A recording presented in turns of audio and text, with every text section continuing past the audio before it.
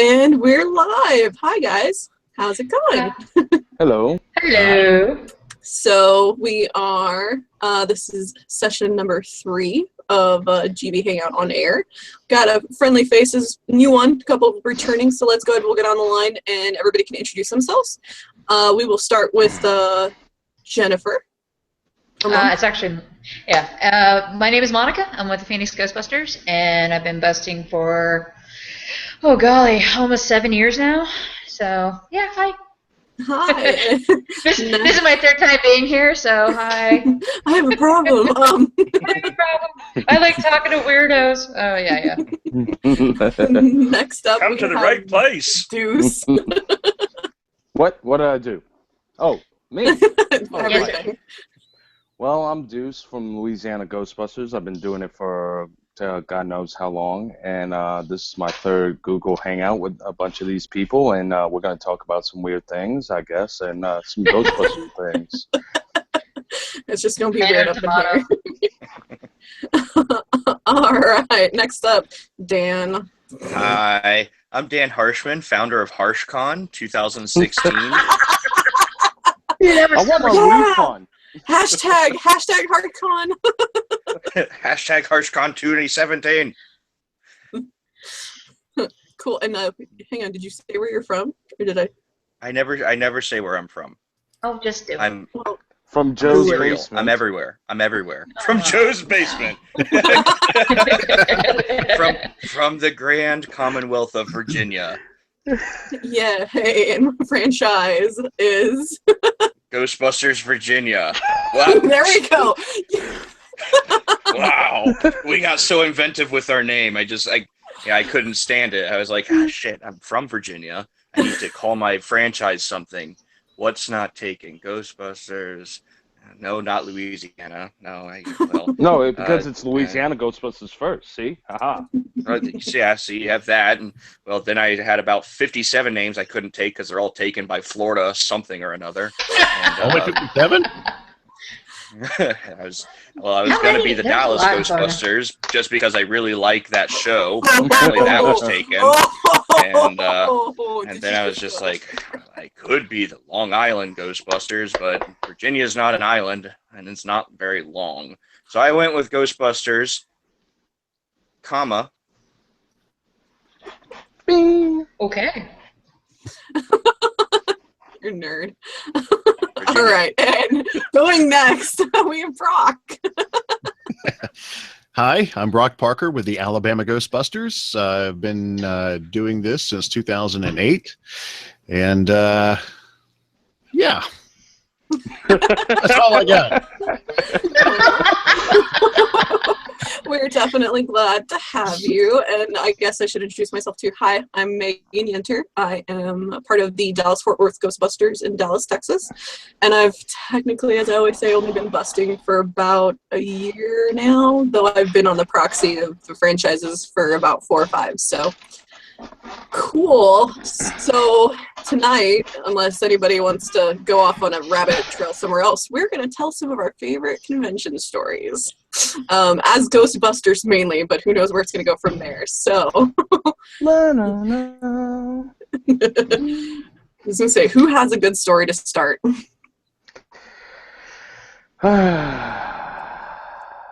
Anybody ever been to a convention? No, I hate them. Just a couple. Just a couple. A handful, since about, 2004, so. Yeah. I've been attending since 1993. Wow, we don't want to go there, Brock, because you don't want to know how old I was. His first convention was this with a man named Jesus. Hey, Megan. Yeah. Long table. I have somebody who would mind joining us. Can I send him the link? Hang on. What happened? Because it froze for a second. What'd you say? Can I have somebody who might be interested in joining our little conversation. Can I send him the link to join? Yeah, who is it? It's going to be a surprise. Is this going to be a surprise? Yes. Am I about to get pigeonholed into another conversation with Go ahead Paul Feig? No. Go on. No, give me a second here. Dan, when was your first convention?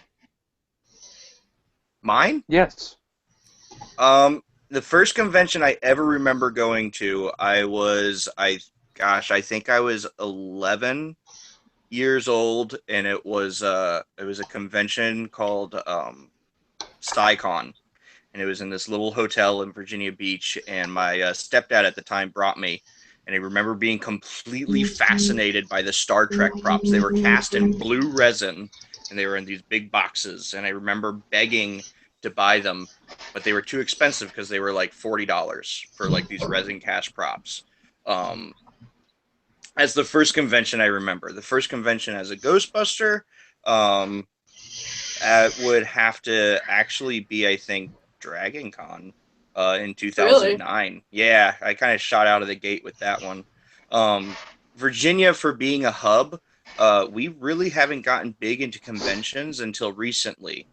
Probably in the past 5 years. Before then, Virginia did not have a lot of good conventions. Back in 2002, they tried one called ImagineCon, which was supposed to be the big breakout Virginia convention, and the organizer went bankrupt. And I actually worked with him 4 years later, and he was the butcher at a wholesale club. I was like, "Wait, you did ImagineCon?" He's like, "Yeah, totally went bankrupt. Never doing that again." Chop.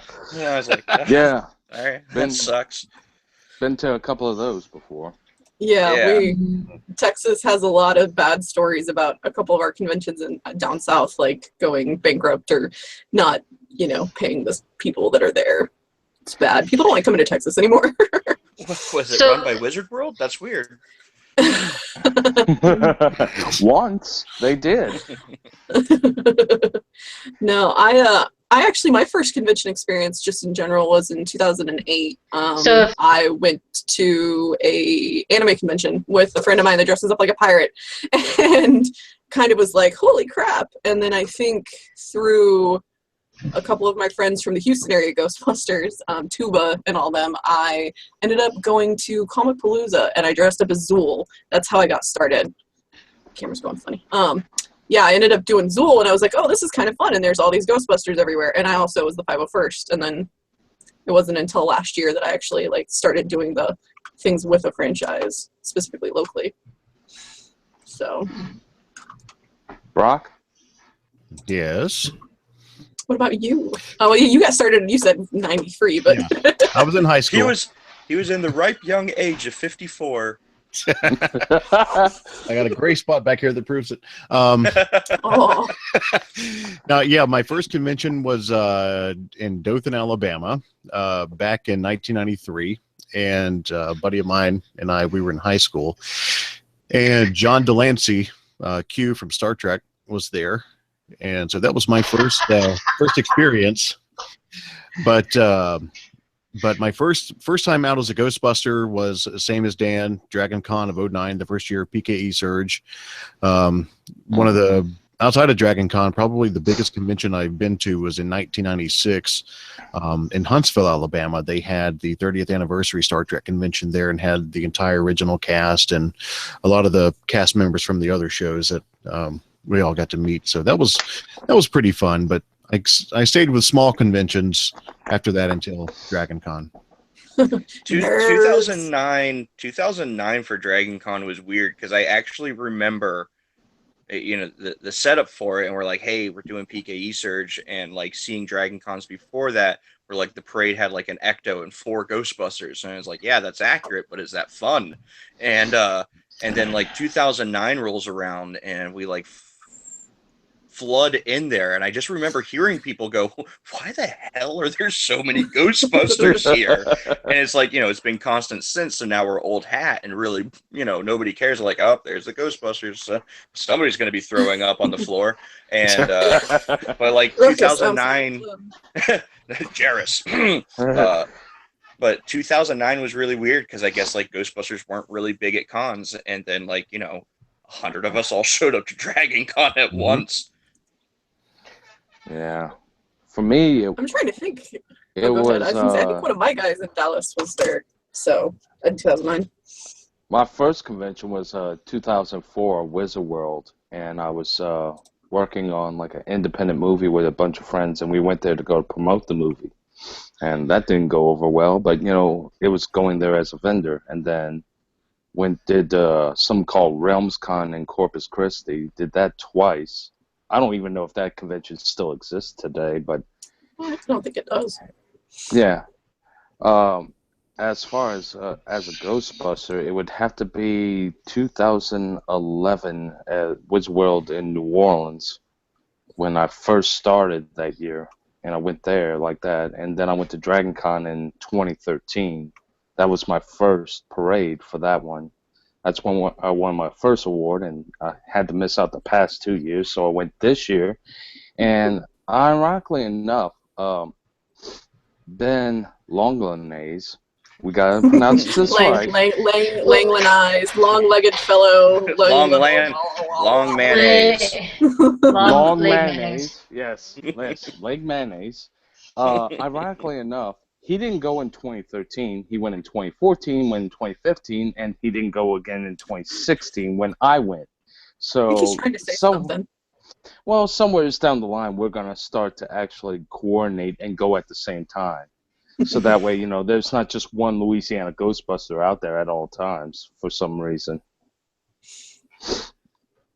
I remember seeing all of you guys my very first year, because 2011 at Dragon Con was my first year, and I ended up meeting up with a bunch of the Resident Evil people in the Wolf Pack, and I ended up riding like on the top of somebody's car for it, and it was a lot of fun. But I just look over it and I'm like, they look so haggard. And I was like, everybody, because I didn't really know that Dragon Con was such a party convention. Like, I was totally unaware. Oh no, we lost Monica. Oh well. She was trying to get her friend in so hard that she sacrificed herself. For the benefit of it. Oh, and she's back. She's back. There we go. You're back. You disappeared for a second. Yeah, that was fun. I didn't realize my conversation was that boring, you know? Everybody was fuck just... this, I'm out. Yep. Drop the mic, get out of here. No, everybody was kind of doing like the weird robot thing, and I'm like, no, come back to me. And I'm like, screw it, refresh. And then, yeah. Happens. You should have taken that opportunity to like completely change where your camera is. So like every time you log out and log back in, you have a completely different backdrop. See if anybody catches that. I can do that. Find a basement somewhere and dive into, be like, yes, sir, I'm at. Oh. When Joe shows up later, we're gonna have to give him a lot of crap about his basement. So I know nothing of basements. We don't have those. Yeah, we don't have them in Texas. Actually, Arizona doesn't have too many basements either. If you do, you're like rich. So yeah. Yeah. we have storm shelters. We have storm shelters here. Don't even got that. Isn't that so you guys can like hide your weapons from the Union when they come marching in or something like that? Essentially, or you know, 4 tornadoes. One of the two. It's for the revolution when we start to rise again. It's like Cloverfield. Like some kind of y'all don't even some kind of vile bread. Bread in a can. Ew. We call it cornbread, and it lasts. So forever. Like I know we've decided that we're going to talk about convention stories, and I'm trying to think through it. Like I have these great convention stories, and then it occurs to me that we're live, and I'm like, shit, I could get people in a lot of trouble. Like that's just not something I'm willing to do. You can just You're not willing to do, really. You can omit the names. Yeah, I was just saying, I could give them a different name. I could omit names and then try and omit the things that happen with it. Like I had like one of my favorite con stories. I can't actually tell. So I'm gonna have to keep thinking. Why does it I kind of have involve to say the same thing. Yeah. There's a couple. You know what? I got a great one. It's not Ghostbusters related, but it is from my first Dragon Con, and it was pretty dear to me. It was basically, this was the loss of innocence. This is the moment I knew my childhood was completely obliterated. So back Oh, in wow. 2009, Dragon Con, of course, only had around 30,000 people in attendance. So the Ghostbusters were able to take over the Loft Bar at the Marriott because the Marriott was not the hot spot at the time. So the Loft Bar was nothing but khaki and dark blue and Sandra in bright pink. And so it was really, really cool. That's where we were all hanging out. And me and Tim Hook actually went to the convention together. He flew in from Minnesota. We drove down there. We had the awards and stuff, which that's actually another story I'll get to in a bit. And so I'm sitting at the Loft Bar, and I have 2 beers in my hand, and I'm looking down at the loft, and, you know, you look down, and you have the escalator coming up in the con floor, and I just see this huge gathering of people, like really, really dense gathering, and then suddenly there's a hole in the middle that starts opening up, and I'm like, man, there's something happening in the middle of that. I have to go see it. So I take both my beers and I stomp my happy ass down from the loft, and I'm pushing through the crowds and everything like that. And like, but you didn't actually have crowds until you start getting close to whatever this gathering was. So earlier though, you know, it was the first Dragon Con. I'm seeing all these amazing costumes. There was this gentleman there that was dressed as the kid from Up. But he was spot on. He had his little flag. He had balloons. He was, you know, probably in his 30s, but he just had that childhood demeanor about him, and he's videotaping everything. And I just remember being so impressed with such a simple costume that I hadn't really been exposed to this many costumes before 2009. So I'm pushing through this crowd of people and everything, and I get to the center, and I end up next to the Indian fellow off of that Felicia Day web series. I can't remember what it is. And I look at him. Guild? Yeah, the Okay. Guild. Thank you. Yeah. And like I look at him, and I'm like, hey, you're that guy from that thing that I saw one time. And he's just like, yep. And he sips his beer, and I look into the middle of the circle, and there are 2 sticky women. Just wearing pasties, black thongs, and black knee-high, like, black boots, and they're just making out and grinding on each other, and, like, it's just, like, all these guys are, like, taking photos and, like, oh, hey, look at that, there's women, and they're mostly naked, and I just remember being so unimpressed with that. I was like, oh, that's gross, and I'm about to turn around until I see right across from the circle from me is that dude dressed as the kid from Up. Except he's got his video camera out, and he's videotaping these 2 women going at it. And like I look at him, and he looks at me, and we make eye contact, and he's just like, and at that point, I'm just like, fuck my life, I'm out of here. And that's when I knew my check. And that's the story that Steve comes in on. Nice. Yep. We have somebody new that joined in. Hi, Steve. How are you? I'm doing well. How are you guys doing? Good. You should introduce yourself. Good. Where do you live? What franchise are you from? My name is Steve Sandrowski. I am from Windy City Ghostbusters in Chicago. Wait, this isn't Bob. So many of these I know, your introduction where, yes, between Joe and Bob, it's always, oh, hey there. Oh, hey there. The traditional, oh, hey there. There it is. There it is. We're, thanks for joining us. Monica wouldn't tell me who it was. No. Well, Thank you. this for having community, me. let's be honest, it's one of those hit or miss things. You could like, hey, I'm going to invite somebody, and they're like, who? And you want that asshole. Yeah, get out of here. Basically. Yeah, So it's like, she no. keeps inviting me back, so it can't be that bad. That's why I'm going to say it. Yeah. See, we're telling some of our favorite convention stories. So if you think of something, or you have a good story about either whether as a Ghostbuster or not as a Ghostbuster, or apparently about naked women and destroyed childhood. Mostly naked. Whatever. And it brought new meaning to the phrase "up," which is what I Ooh. assume was happening with all the gentlemen around me. Yeah.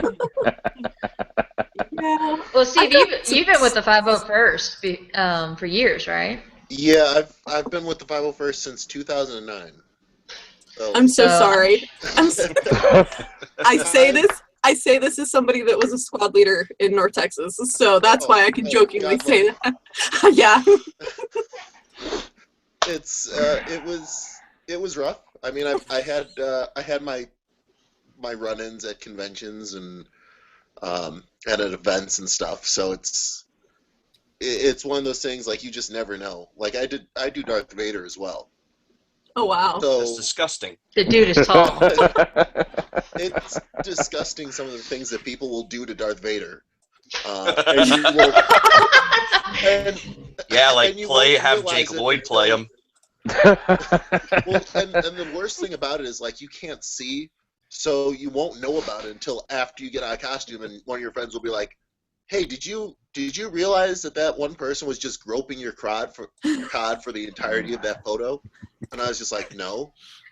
Like, and I wasn't saying anything either. It's kind of like Ben Stiller from Something About Mary, where Vader just doesn't know he has bodily fluids hanging off his helmet.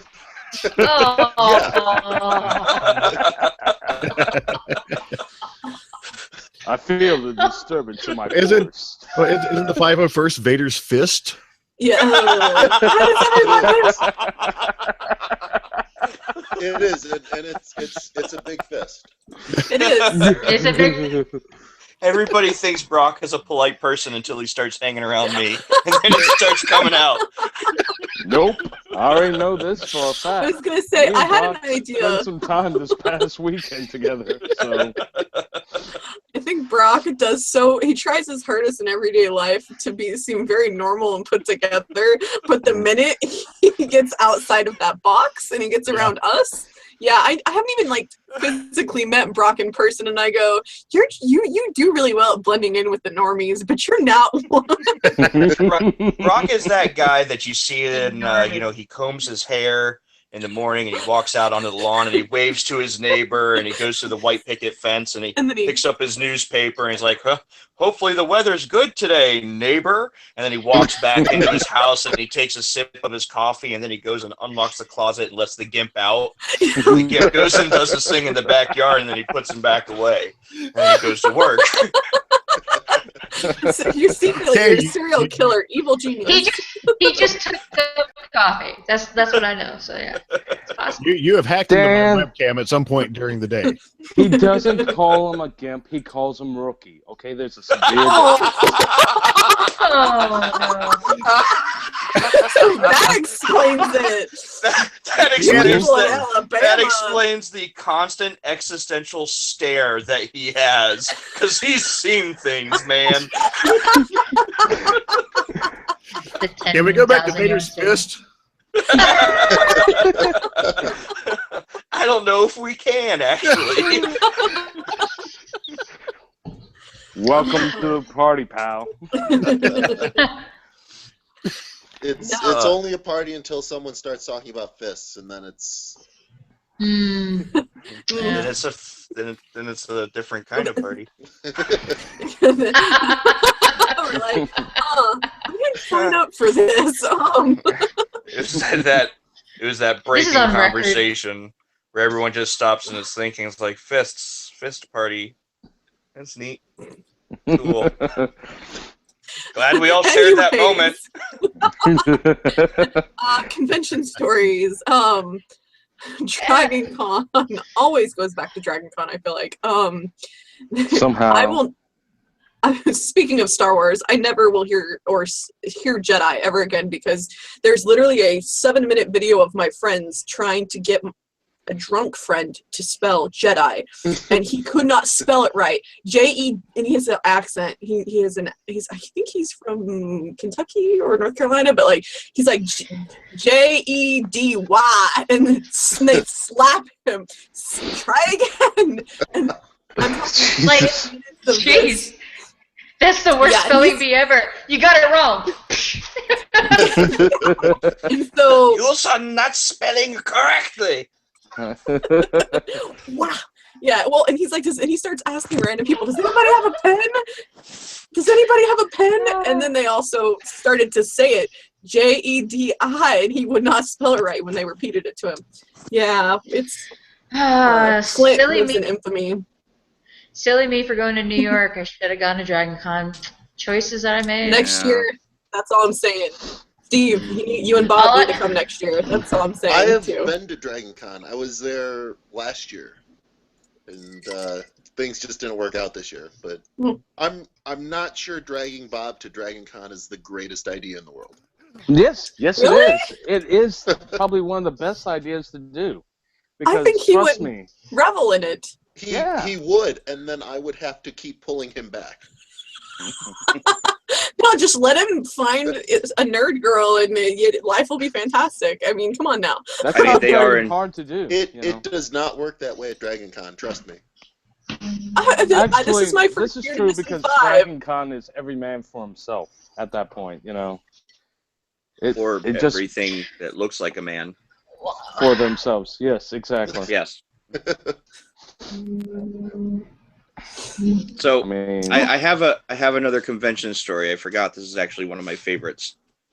Unless somebody else has a story, because I already went. Go for it. No one. Oh no, this is confessional time. Go for it. What you stressing about? Sorry, that's copywritten by somebody else. All right, so back in 2009, as I had mentioned, Tim Hook came in from Minnesota to Norfolk, Virginia, which is where I was living at the time. Now, this was the first PKE surge, so we didn't really know how anything was going to work out. But one of the things that we had come up with was, of course, the Crunch Awards. And Tim had all the Crunch Awards, and they all had to get to me. Go down to Atlanta with us, and he was flying in, so he overnighted the awards. Now, this was like some top level shit for us. It was very, very expensive. It was either you get the shipment or you don't. Like, I was picking Tim up at 11 o'clock from the airport, and then we would literally be leaving the very next morning at about 5 in the morning. So we had one chance to get this box that was coming in that was PKE Surge Awards. It was a few of the giveaways. It was a bunch of Tim's props, like his ghost traps and stuff like that he had built for wearing at the convention. So it was super, super important. So I remember the day of that I was supposed to pick him up. Tim calls me up. He's like, hey, they should be there at 9 o'clock this morning. I'm like, okay, cool, no problem. At about 8 o'clock, I'm like, all right, well, I'm going to go ahead and take a shower. I got plenty of time to take a shower. So I take a shower, and as I'm showering, I hear the knocking at my door. I'm like, oh, shit. So, like, I, halfway try to wash the soap off of my body, and I turn the water off really fast, and I grab the towel, and I go, and I open up the door, and on the door is a missed delivery slip of my apartment. I'm like, oh my God. But I look out, and how my apartment was set up is you had, my door here, my neighbor's door there, and the hallway, and another door that was the actual outside of the building. I could see the UPS truck. I was like, oh, I can please tell me you ran out there naked. I could catch him. So I grabbed my towel and I went out there. Well, at the time, I was I was living in kind of a shitty part of Norfolk by a road called East Little Creek. So I was pretty much the only white guy for 7 days in every direction. So I go out there, and as I get out onto the walkway, I'm trying to wave down the UPS guy, and he just starts driving off. And where I lived was a loop. So, you had an intersection here, and then a street would loop around, and the UPS truck driver was, driving on that big loop, and all the other apartment buildings there are in the middle. So, I hold on my towel, I'm like, fuck, I have got to get this box. It's direly important. The entire event runs on this. So I'm chasing this UPS truck down, holding on to my towel. And the UPS truck gets to the very end of the loop, and he makes his left-hand turn onto the main road, and he sees me. And I'm thinking, oh, he sees me, he's going to stop. No. This man's face is engulfed in what I can only assume is fear as he sees a half-naked white dude in a towel, and he proceeds to slam onto the gas, and the UPS truck just and vrooms the hell out of there. And the exact moment that truck takes off, my foot hits a branch. So suddenly I trip over a branch. The UPS truck has now taken off, and I trip. I go airborne and then tumble into the ground and slide 3 feet to a stop. I'm laying there on the ground. I know I'm bleeding. I know I have cuts and bruises and scrapes all over me. I'm in pain. I have like dirt and shit on me. And I look over to my right, and there's my towel over there. So I'm like, shit. I'm totally naked right now. So I like reach over and I grab my towel and I pull my towel back to me and I stand up and I'm like bleeding from here all the way down from scraping across the ground. And I've been running so fast that, you know, when you suddenly stop and your legs just become jelly. So I'm trying to get back to my apartment as I'm like wobbling around, half naked white boy, bleeding and with a towel that's covered in mud and dirt. And I'm so fucking angry. And I get back to the front of the apartment building and there's my neighbors and they're like, oh, hi. And I'm like, yeah, that's cool. Yeah, everything's great. Thanks for asking. And I get to my front door and I grab the missed delivery slip off of the floor where I had thrown it. And on it, it says, dropped off with neighbor across hall. And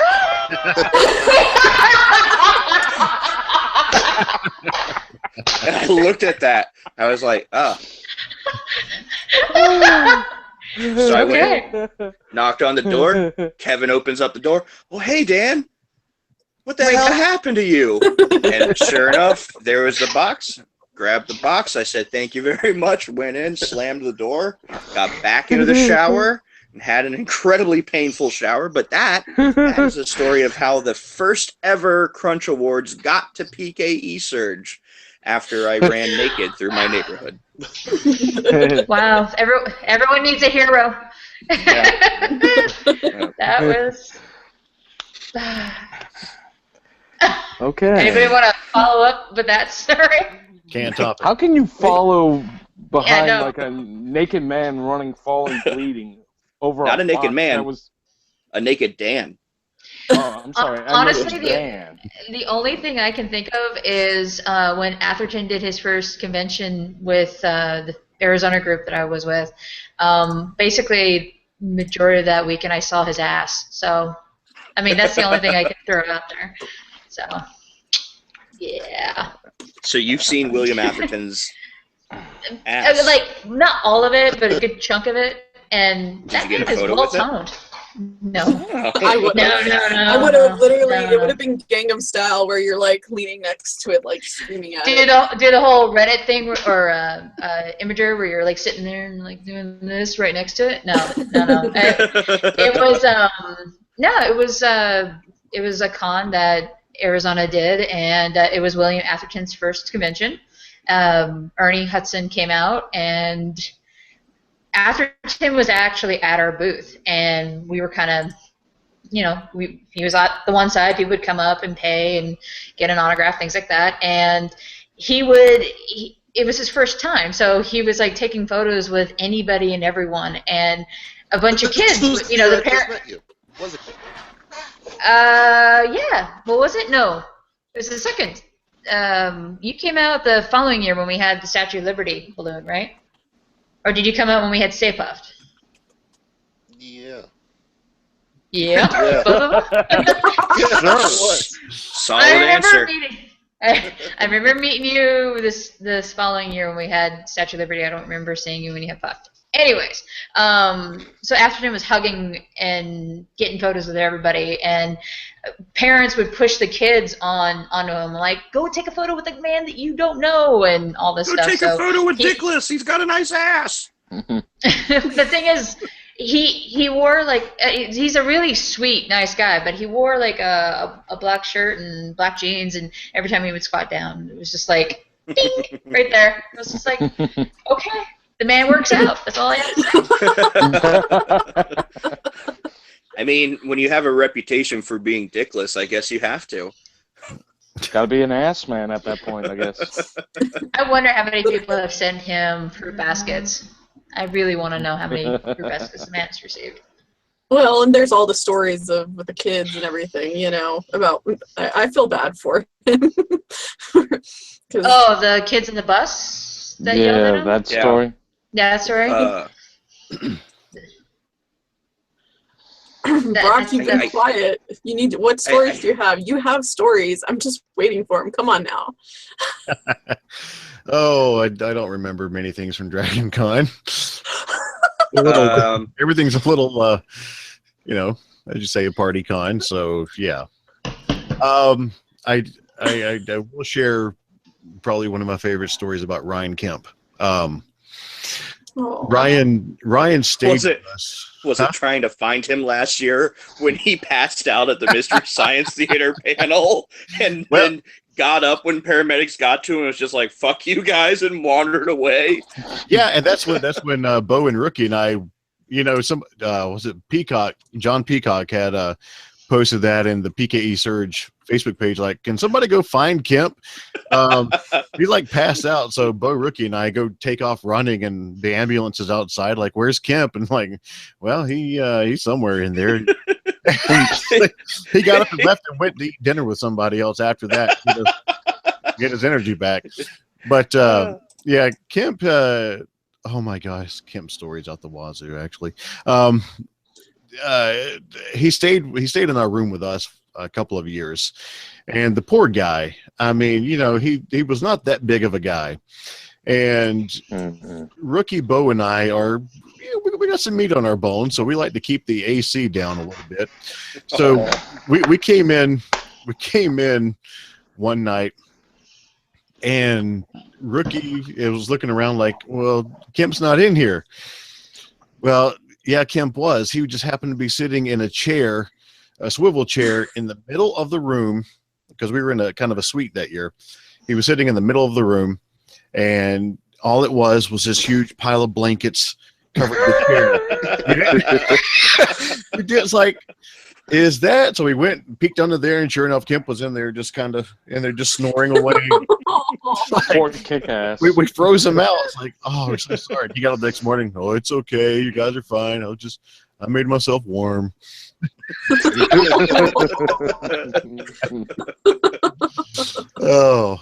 He was so much fun.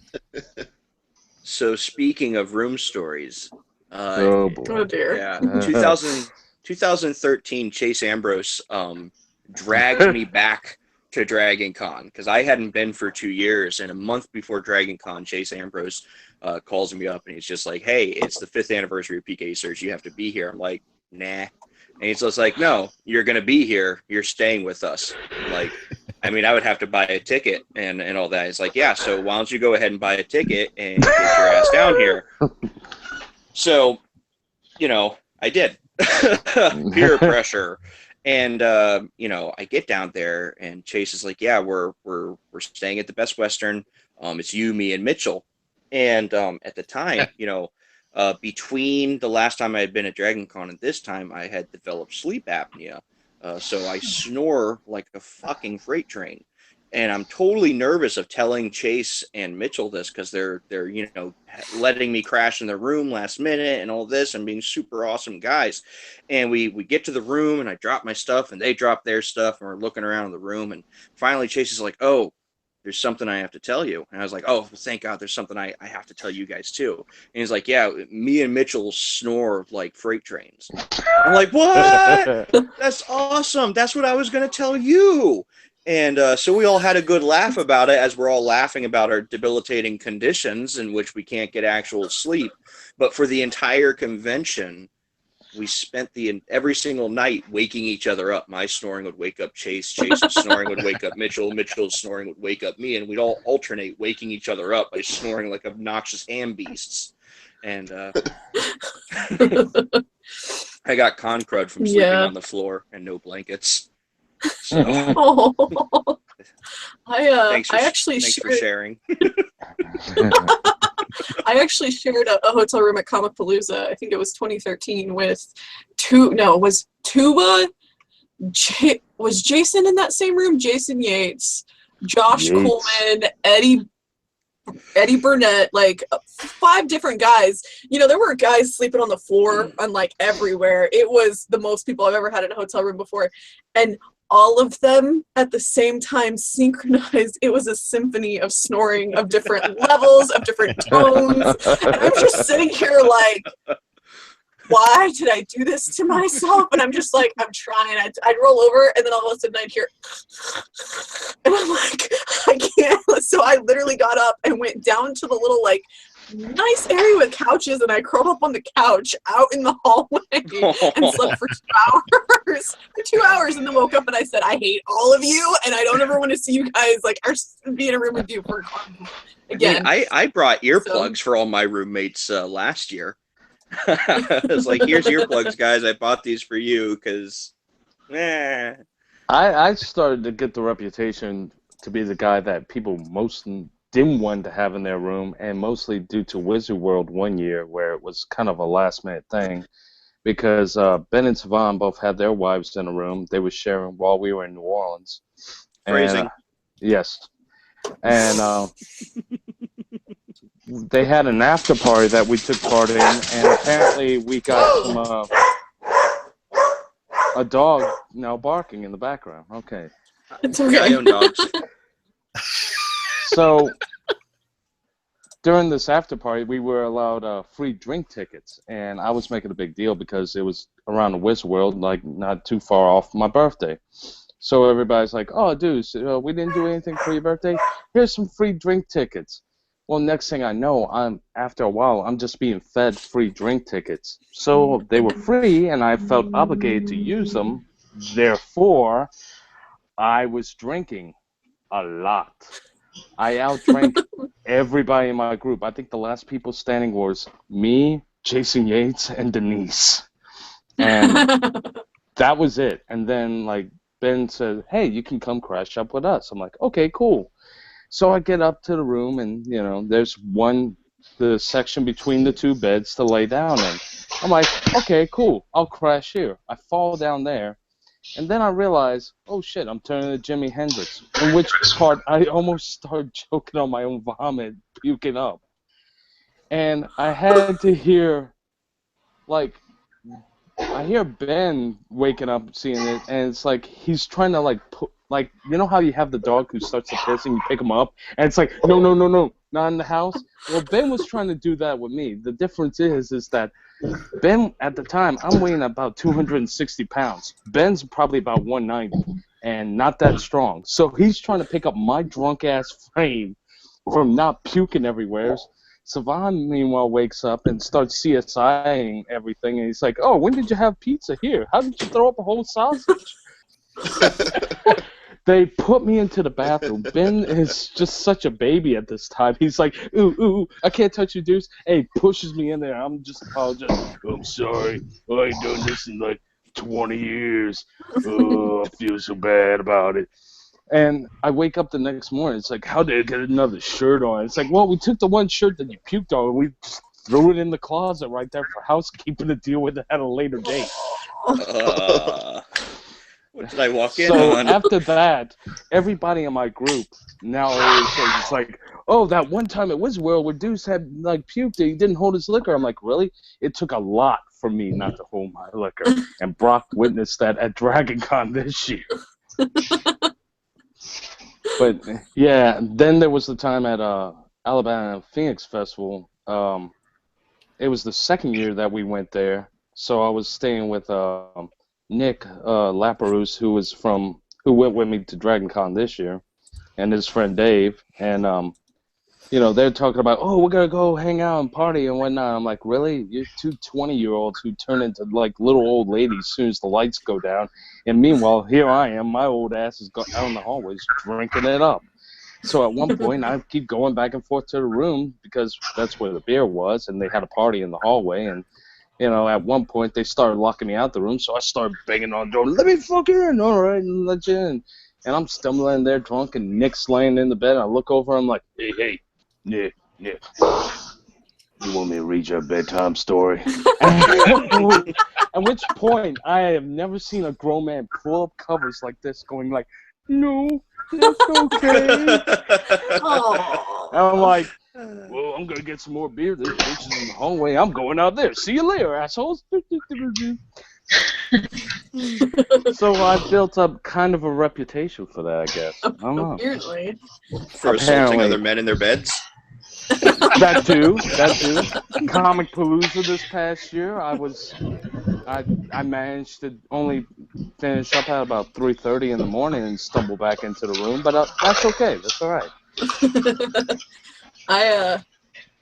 Dan has heard this story. Dragon Con last year of hang on just a second.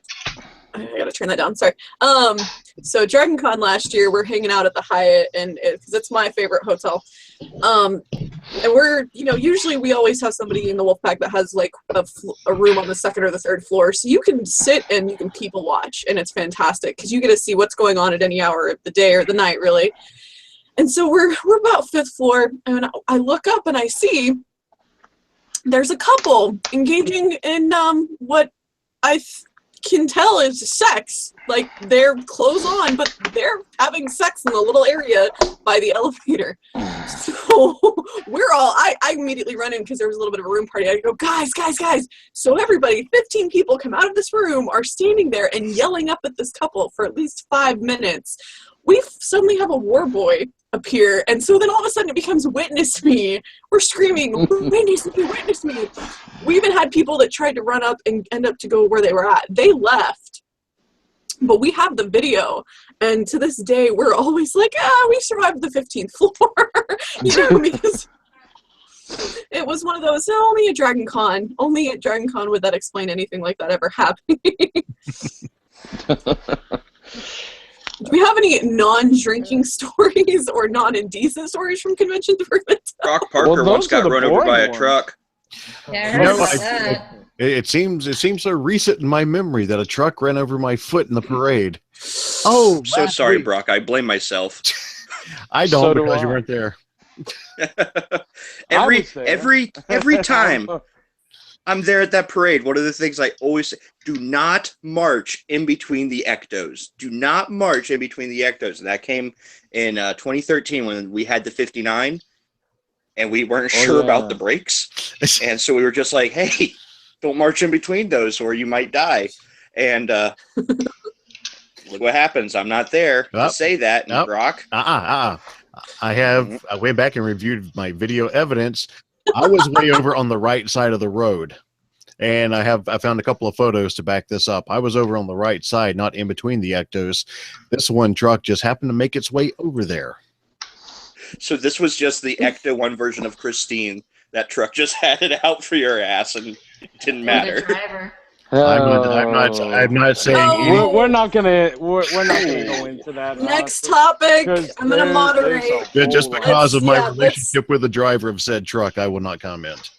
All right, ladies and gentlemen, I'm gonna moderate. Just you're live and recording. Let's move on, okay? I have my decorum. I used it. I'm very proud of you. Thank you. I appreciate it very much. Anybody notice that when Brock gets an attitude, his hair gets a little flip to it? You're such a white girl, Brock. I saw that. Such a basic bitch. Yes, queen. All right, what about you, Steve? You've been super quiet. I needed a story out of you. Come on now. No pressure.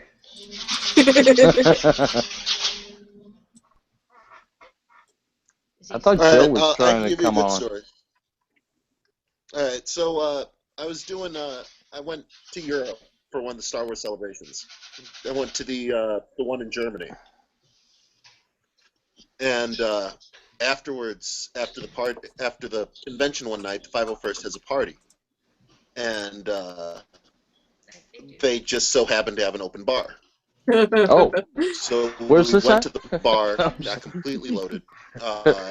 German garrison members were like, "Hey, we've got we're not done yet. It's only midnight. Let's go keep drinking." So, yeah, exactly, absolutely. I'm going to let you continue, but does no one else find it alarming that the last time that German stormtroopers decided to keep drinking one night, it did not end well in Germany? Proceed. This ended about as well as it could with drinking with German stormtroopers. And they have a reputation. They are known. The Germans went are to known. The second party. So we ended up going to the second party. And there were about a quarter of the people that went to the first party at this one. And we drank for about 2 more hours. And then after that was done, they were like, we know a couple more bars that are open if you want to keep drinking. And for the record, I'm not a small man. I'm 6'5", 320 pounds. It takes a lot to get me drunk. But at this all point, of I us was completely drunk. dainty people. So I know, right? So we were like, yeah, let's go. So we went to this third bar and we ordered towers. Oh, And it was jeez. at this point I was sitting at a table with a guy from Germany. I'm sorry, a girl from Germany, a guy from England, myself, and a buddy from Baltimore. And we're just drinking and having a good time. My one friend Ryan from the US shows up, and he's 21 and he's completely loaded. And he walks up and he goes, knock, knock. And we all just look at him and and we're like, what? He's like, knock, knock. And we're like, and the UK guy was like, who's there? And he's like, no one, because no one likes you. What the hell? Out of nowhere. And I just look at him. I'm like, what the fuck are you doing? And the guy from the UK was like, no, it's okay. He's like, I'll handle it. And so they start going back and forth. And to the point where like Ryan's getting more and more upset. And I'm just sitting there watching this. And the guy from the UK is just fucking toying with him. Just like egging him on to get him more angry.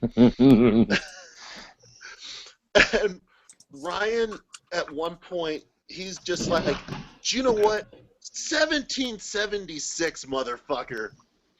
To the guy from the UK. At which point, I'm just, yeah. So I look at him, I'm like, we need to go. You're done. You're completely done. So I got him a cab, and he goes. I see him the next day at the con, and he's so hungover. It's ridiculous. And he comes over to me, and he's like, hey, man, did I say some stuff last night? A little bit. I was like, you said quite a few things. Hey, man, did I throw tea in a harbor? I'm really drunk. So he was like, hey, if you see that UK guy, just apologize to him for me. There he is. I never saw the guy from the UK again. But every time I see Ryan, I fucking laugh at him. And he's listed as 1776 Ryan in my phone. So, all right, guys, hang on. That's my one crazy con story. Oh, that's a pretty good one. That's awesome. Sorry, wait. Joe just got in, and I think when he did, it ended up recalling everybody, or it was trying to. So that's why if it was all you guys heard was noise. Where did he go? He was here, Joe. I see a green box of Joe. There we go. Hi, Joe. Hi. It's typical. Finally got it to work. This is such a pain in the butt. It really isn't. I don't know why it has been so difficult for you because I don't know. Literally, it's a link, and you just follow the link, and for some reason, it did the same thing to Dan, where it tried to take him back to the one from last week for some reason. So I don't know. Very strange. Right now, I don't see. Wait, maybe. Yeah, there you go. There you are. Now we see you. All right. We're all good. There you are, Joe. Are you on a cell phone or are you on a? Oh, hey there, Joe. I'm on a cell phone. I was the same cell phone I was on last time. Yeah, and it's not. Who knows? It's such a pain. We're doing convention stories right now. Joe's Oh, just boy. pulling a John Cena. We can't see him. Can you guys see me okay or no? I can see you. Yeah, we can see you Hey now. there, buddy. Oh, hey there, Steve. These fucking guys from Chicago. Oh, man. my God. That was such a headache. The new Windy City rallying cry is, oh, hey there. I've been trying to get on this call now for the past like half hour. I know, and there wasn't anything that I could do. I was just like, here's a link. I'm also having to control where the camera's at for the YouTube thing. So while everybody's talking, I have to click back and forth to show what's going to be up on the main screen for YouTube. And I was like, I'm trying to help. No, you did all you could do. I mean, short of you calling me like that, I don't really know. I actually went and uninstalled the Hangouts and then reinstalled it, and then when I tried to reinstall it, it told me I didn't have enough memory. I'm like, this phone. Oh man, hey, I see Dan was like, oh, he had to go and get some Ecto Cooler also, since I've been drinking it for a while. I think Texas finally may have that Ecto Cooler in the boxes, like the actual juice boxes. Finally. Where? Starting to get them. We ain't got shit down here. Oklahoma just got them too, so if Oklahoma is getting freaking Ecto Cooler in a box, then hopefully Louisiana will. Louisiana can't even get help from the government, much less Ecto Cooler. Ooh, shots fired. Shots fired.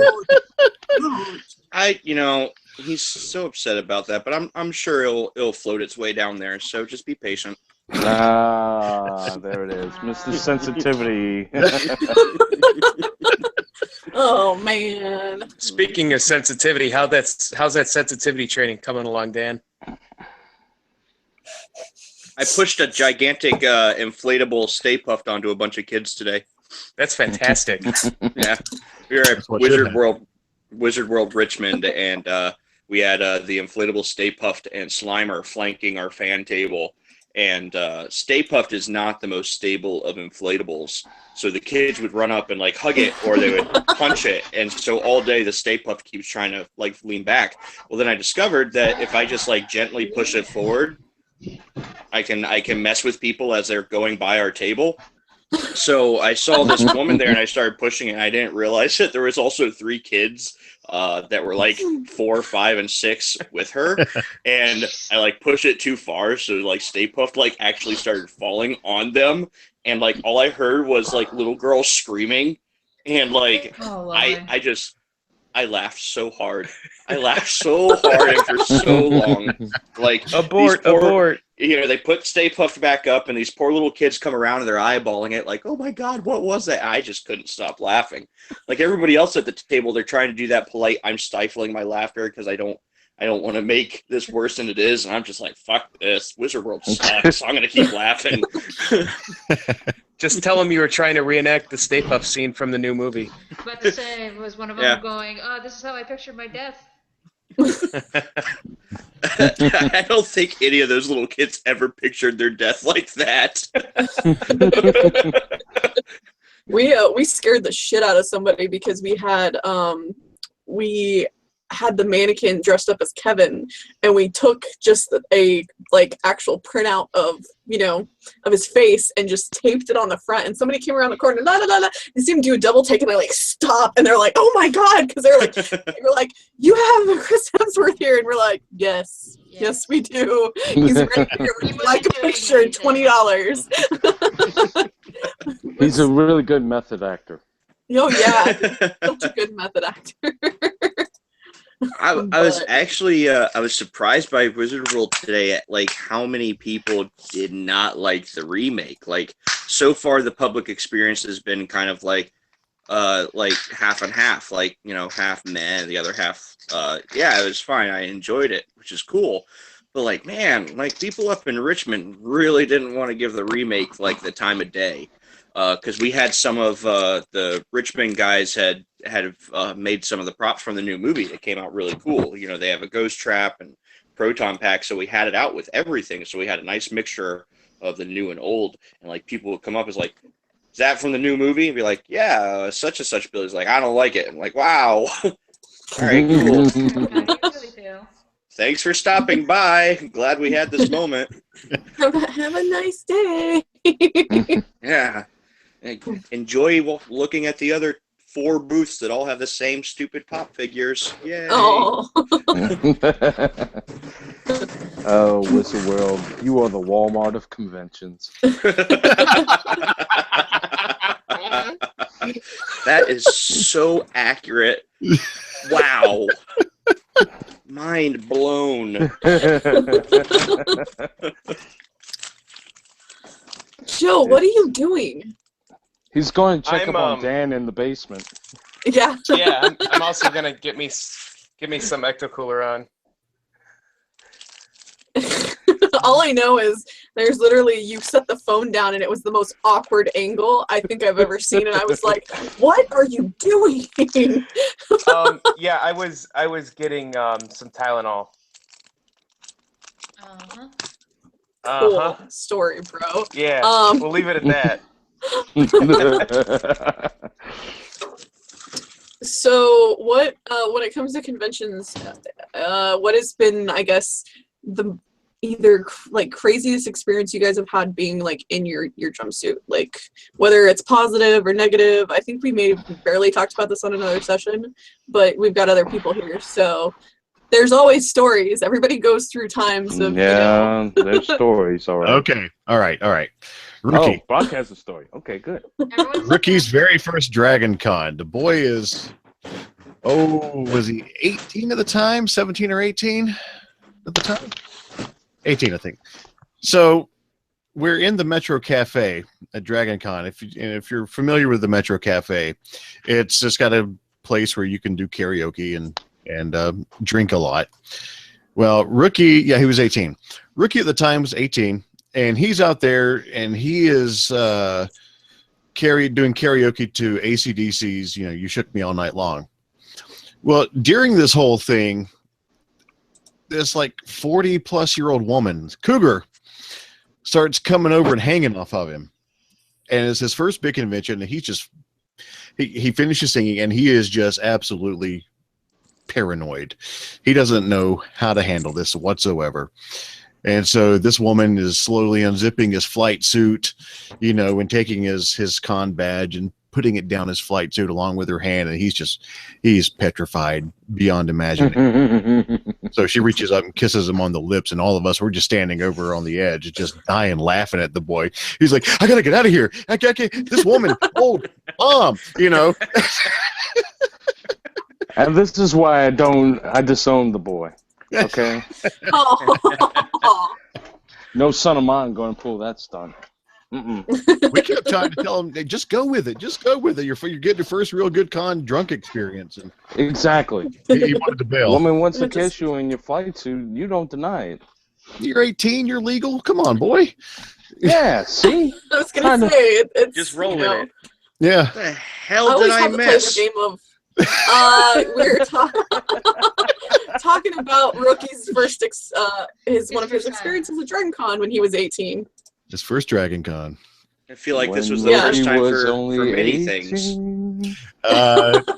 Yeah, it is. All right, hang on. Let's pause that. We have a new face that just showed up, and I have no idea who this is. Introduce yourself, woman. Don't call me my life. Hi. Can you guys hear me okay? Yeah. A little bit, yeah. I don't know how to work this damn thing. Pardon me. I'm Christy. Hello. Hello. I am in Windy City Ghostbusters with Joe. And hi. I don't know what else to say.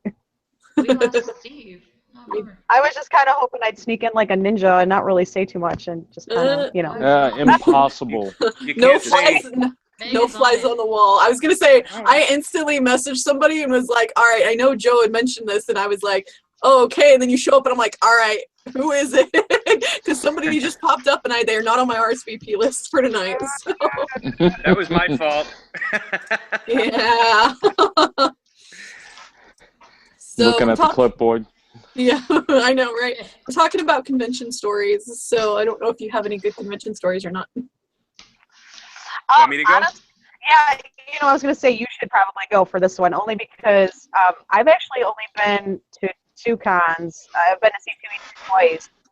I think that's all I've been to. So, I mean, if anybody's got a story, it's Joe. Hey, Christy. Do you guys have headphones? Do you have headphones? I'd say put some headphones in. We're getting some mad echo. I got my headphones in already. Oh, weird. Like your microphone just sucks. Okay. This one goes to 11. All right. Only we all had a Brock Parker setup where we had, nice. I know, microphone, right? Mr. I have professional headsets and a little fancy things, so I'm gonna look all cool. I feel like if I just take a can of Ecto Cooler and my pen here.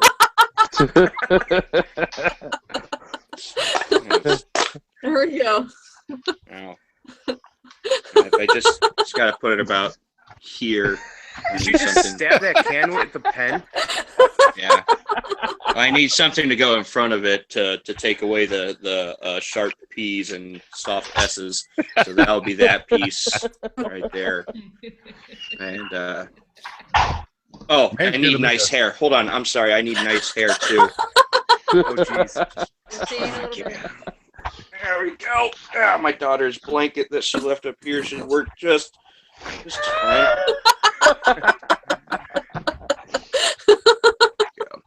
And now I am Brock Parker. Oh my god. I'm accurate. The most accurate replicator ever. That needs to be a cosplay next year. I think we've always all dreamed about cosplaying as one another at a Dragon Con. I think it needs to happen because I think somebody cosplaying as Chase would be freaking hilarious for starters. I mean, I am the obvious choice. I am the obvious choice to cosplay as Chase. And then, of course, there's the obvious choice of somebody cosplaying as Johnny Ruckus, and just how terrible that would get. Should be Rookie. Rookie should do that. Rookie doing ruckus? Yeah. Phrasing. All right, so I've got a con story, guys. Oh, go ahead, All right. Joe. And it involves Christy. We were at C2E2, and on Friday, I was there with her and her boyfriend, and her boyfriend is big into wrestling, and wanted to meet the wrestlers at the table, and one of the wrestlers he's not really a wrestler, but he's like an interviewer, is Mean Gene Okerlund. And I just talked to him and, just made small talk. And the dude was completely sauced or something. I don't even know. At this point, that's how Mean Gene works. Yeah, but he was asking how the con was, and I'm like, oh man, it's great, but he's like, how are you doing? And I'm like, I don't know, man, I'm pretty tired. I wasn't even gonna lie. I'm like, I'm tired. He's like, well, hopefully you can get some rest. I'm like, yeah, I'll work on it. So completely random, the very next morning on Saturday, which is the busiest day for C2E2, I'm hanging out with the rest of our group that's there, and Christy's there too. And next thing you know, Mean Gene shows up. It's like, oh, hey, what's going on, man? And he goes, hey, so how'd you sleep? I said, really good. And he goes, really good? You mean like a baby? I said, yeah, man, I slept like a baby. So he without a beat, looks at me and goes, does that mean you shit your pants?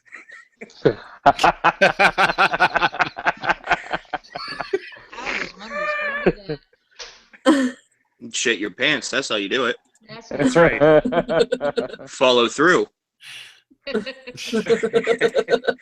If you shit your pants, you ask him, well, how does those diapers work, old man? You just look at him like that. But no, it Got was, something it to was a recommend? cool experience.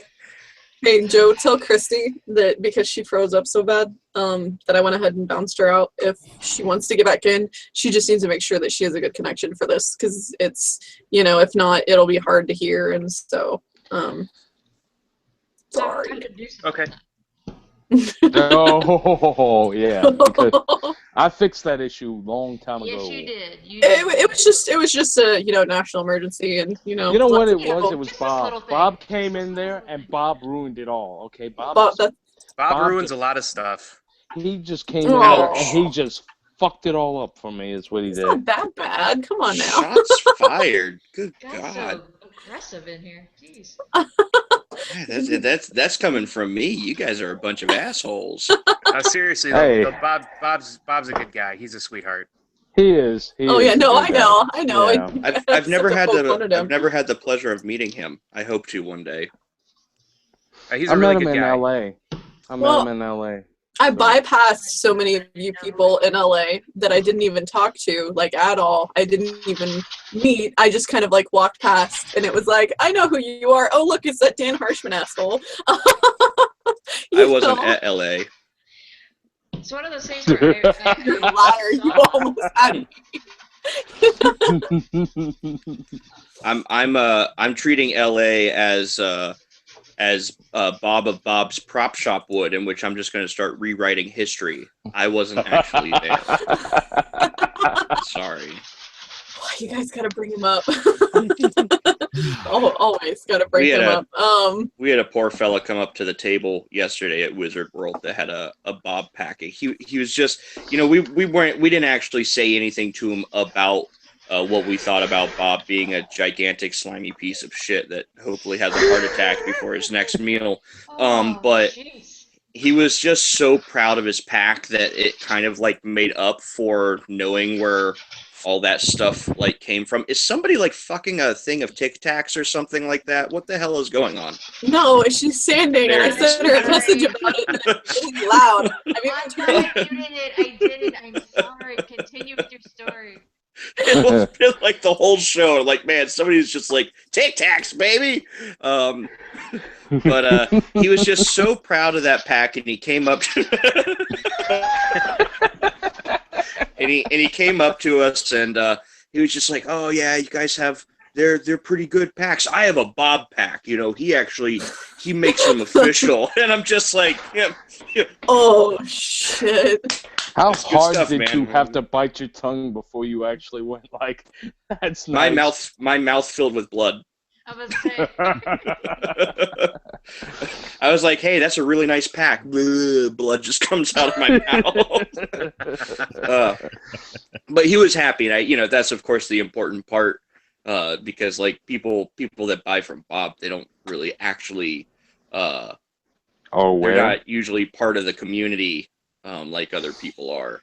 They're usually just like big into Ghostbusters, and they just want a proton pack, and that ends up being the most vocal option. Yeah, that's how my founder, that he bought his first pack from Bob, not knowing, and then I met him, and it was like, whose shell do you have? Oh, well, okay. Let's talk about that. Yeah. I'm biting my tongue here, guys. I'm sorry. I can't really. Prick. I can't really say or contribute to this conversation. I don't know the guy. I just know this reputation. Yeah. I just heard that he's banned from GB fans. That's all I know. Whatever. Yeah, for like recasting and lying about lineage and being a general schmuck and charging $3,000 for a pack that includes a Mattel wand. Thin resin casting, improper fiberglassing, substandard parts, $3,000 for nothing that actually has a real resistor on it. Using the washer method for his bumper knob, his bumper itself being poorly casted off of somebody else's design, pack shrinkage, the gigantic warp in the middle of the shell, and also his face is ugly and I don't like him. All right. Thanks for anything else. How do you really feel? I was holding back. So, we're on the air. Considering I'm the only one that lives in the same city or Metroflex as him, I don't want to comment on this right now. So, because yeah. I mean, like, there is the chance that he might try and confront me, but I figure I just put a Stairmaster in front of his ass and I'm good to go. So whatever.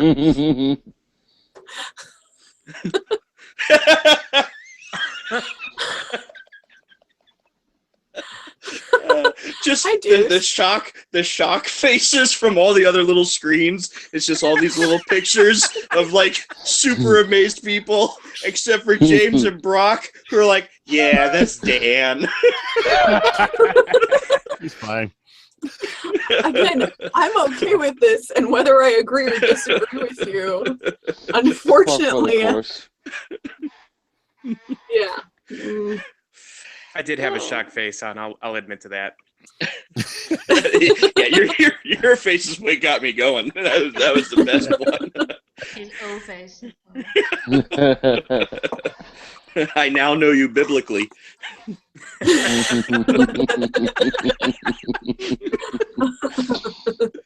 Oh boy.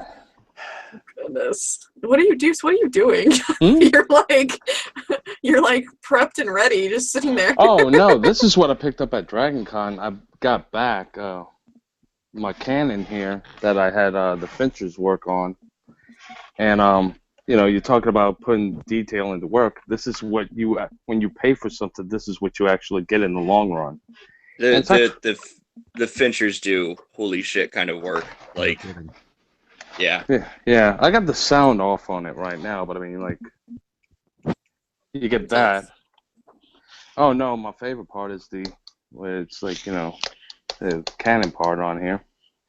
And of course, got the flashlight, so yep, all that good stuff. That's awesome. Yep. Brock got to play around with it for a little bit.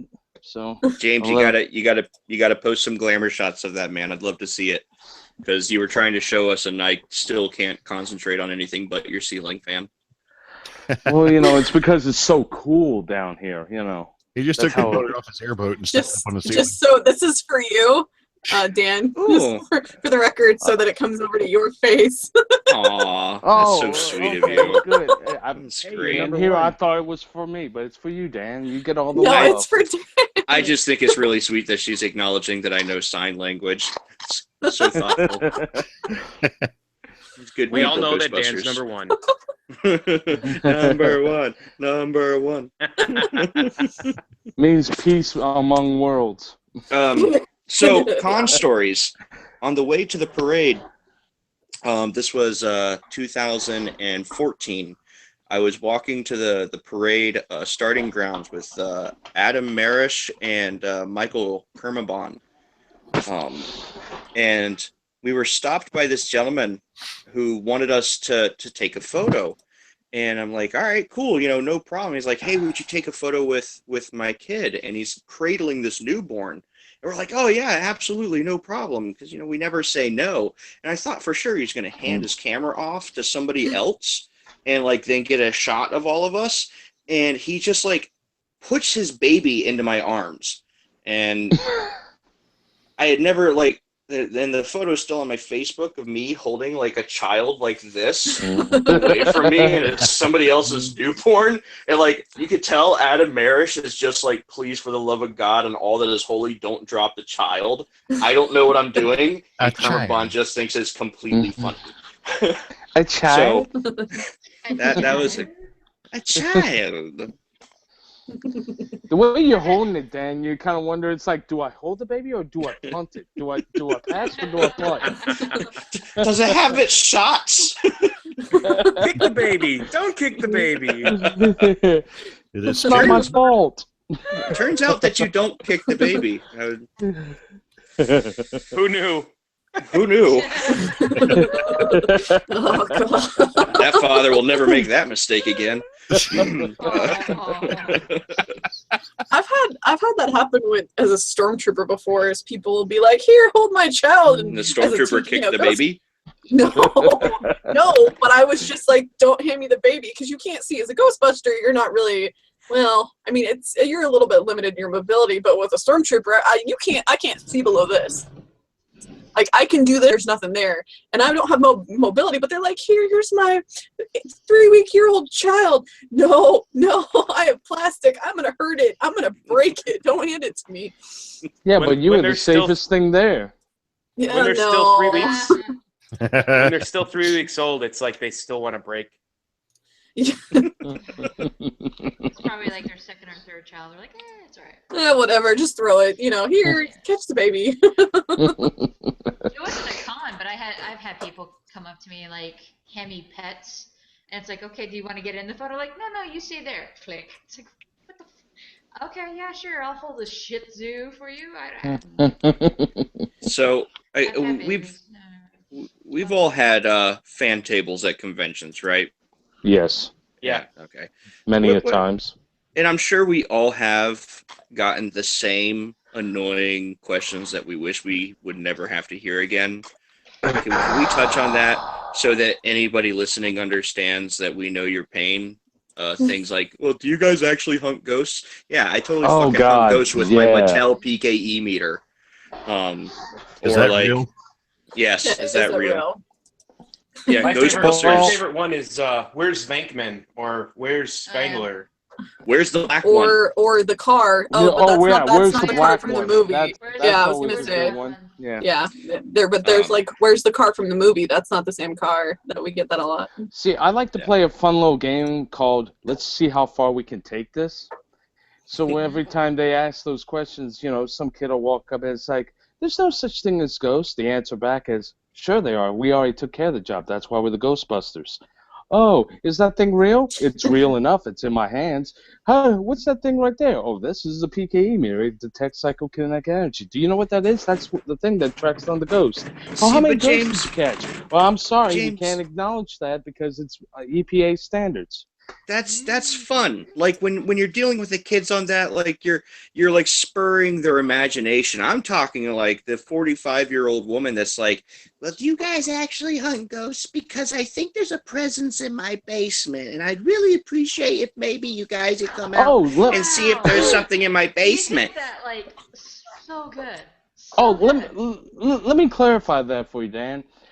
It's not just kids. That's across the spectrum. Yeah. I do the same thing all the time until someone from my group looks at me and says, "No, we're just a fan group."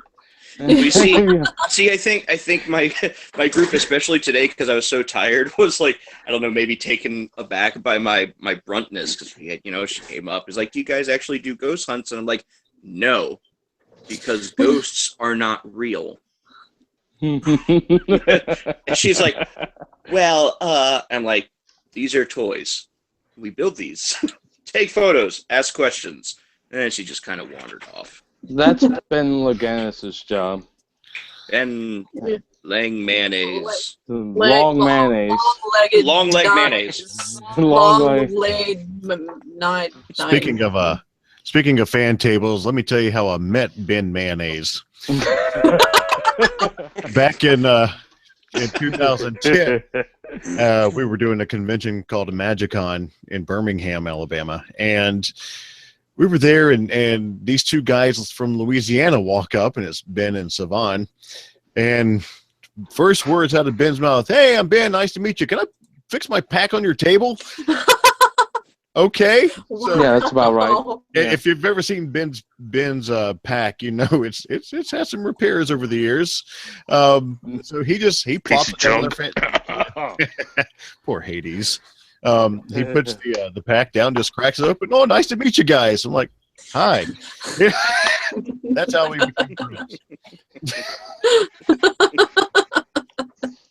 Yeah. He is something else. He is. He's a good man. I kept seeing him at a distance in LA. I just never actually got to walk up to him and talk to him. Don't worry, you'll hear him from a distance as well.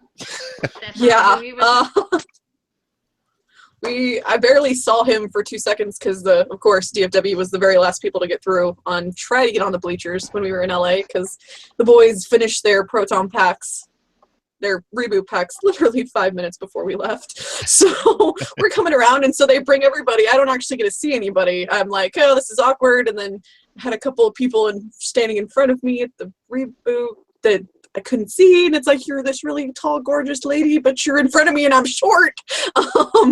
And so we go walking along, and then all of a sudden you hear Ben start screaming about Texas. And then he goes, Derek Dorman, I want to have your babies. And I'm like, that's mommy.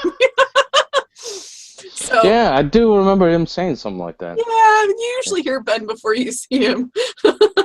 One of the two. Yeah. Or you smell him before you hear him. Or you catch the shine coming off of his receding hairline. Oh, man, y'all are I'm sorry, brutal. Ben. Oh my god. Oh, I'm sorry, Ben. That's always been the joke between Brock and Ben. Ben's always envious of Brock's hair, and Brock is not envious of Ben.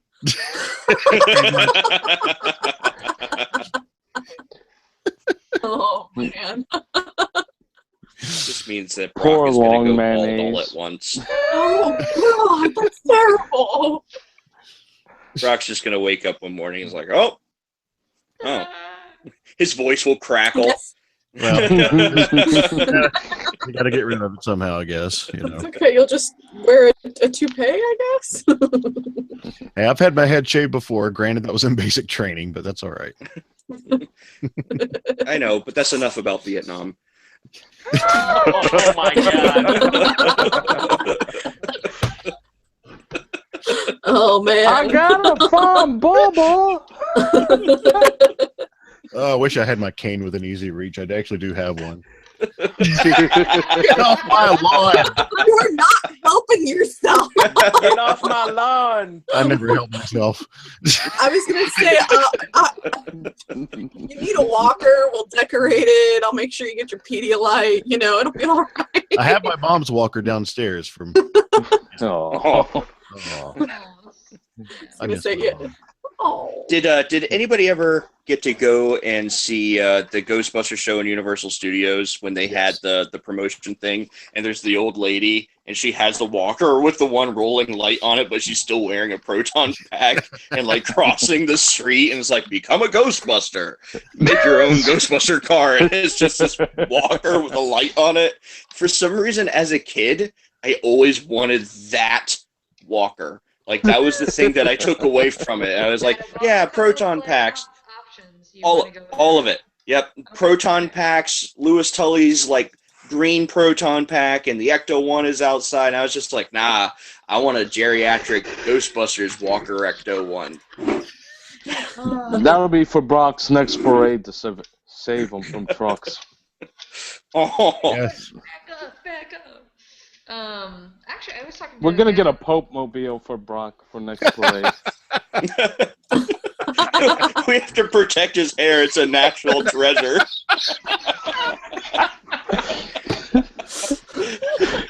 We need that on pins. No, badge ribbons next year says I believe in Brock's hair, and just get that as like a freaking ribbon for everybody's badges. It's actually the next election cycle. It's Brock and / hair. They're running mates. Yes. Oh, the plant and Brock's hair. That's right. Okay. Yep, there you go. Vote for me in 2020, unlike my eyesight. 2040. 2040. Go for a plant and Brock's hair. Someone get on the computer and make that poster up. I will buy for. So I got a good story about that Universal Ghostbuster thing. Okay. And this is going back, like, way back when I was a little youngin'. And So last week? yeah, last week. No, Just a second there, I was confused. I thought you said a little onion. I'm like, that what? Is that a Chicago thing? Like, be like an ogre. oh, right, many layers. Onions have layers. You know, people like cakes, and cakes have layers. That's right. Go on, tell your story. All right, so so I was little, maybe 5, 4, and 2, what? maybe 3. I couldn't tell you, but Okay. my The one? family went to my family went to Florida Contact. for Disney and Universal Studios, and it wasn't just like my immediate family, like my grandma and everybody went down, my cousins, and they all wanted to go on the King Kong ride. So I was standing in there. I'm like, yeah, we're going to do this. We're all going to do this, you know? And as time progressed and we got further and further in line, you see all the themes, you know? And I'm like, maybe I don't want to do this. And I started getting real scared, you know? So I'm like, all right, well, I'm not going to do this. So I started crying or whatever, and my mom takes me out of the line, and then I got kind of mad because, you know, I got so scared that I scared myself out of the line. So, yeah, so we were sitting outside of the King Kong ride waiting for the rest of my family, and next thing I know, you hear the Ecto-1 rolling by, and I'm like, oh, cool. And so I was with my mom, and I begged my mom to let's go see the Ghostbusters since I wasn't in the line, you know. With that, I went to went over there and talked to them, and the guy that played Egon, he was like, "Oh, what's wrong?" Because like you could see like when a kid was crying or whatever, he saw the look on my face, and the black eye gives it away. Not so much a black eye, but no, I was. He's like, you know what's going on, and I'm like, yeah, I was too scared to go on King Kong, and the rest of my family's gonna be here, but I was too afraid to go. And like one of the coolest life lessons from Ghostbusters that I could ever come up with was this guy, this Egon, basically told me, he's like, you know, man, it's okay to be afraid of stuff. He's like, we say we're not afraid of no ghosts, but you know, there's sometimes when things get a little bit hairy, we get a little scared. So it's okay to be afraid. I'm like, holy cow, that's cool. Coming from a Ghostbuster. But that was one of the I guess big reasons why I was able to be such a big fan of the franchise. Did you ever go on a King Kong? No, actually. I didn't go, and I don't think we've been back. And now it's not there. And now it's not there. So you've let Egon down, young man. You know, Joe like starts off this story. It's all heartwarming, and compared to everyone else, like we're just a bunch of drunken assholes. Basically, yeah. It's you make me feel like I'm worthless. I'm like, yeah, just mess with people, and then I go get drunk. And then Joe breaks out the heartstrings. It's like, so I was there with my family, and like, you know, hold on now. 2 weeks later, my dog ran over. This isn't a fair comparison. Also, Brock is not a dog. Don't you ever call him that again. But you see, Joe's story was not at a convention. So it is an absolute touching story. I thought it was awesome, by the way. But it wasn't at a convention. This was before the corruption, in which I'm pretty sure if we all looked back, we could all find touching stories from our childhood related to Ghostbusters. This is very true. But then when the convention started, we all turned into horrible people. When alcohol became involved, that was it. Which Produce was at age 5. I get it. But, hey, I was a late bloomer. It was 6, son of a bitch.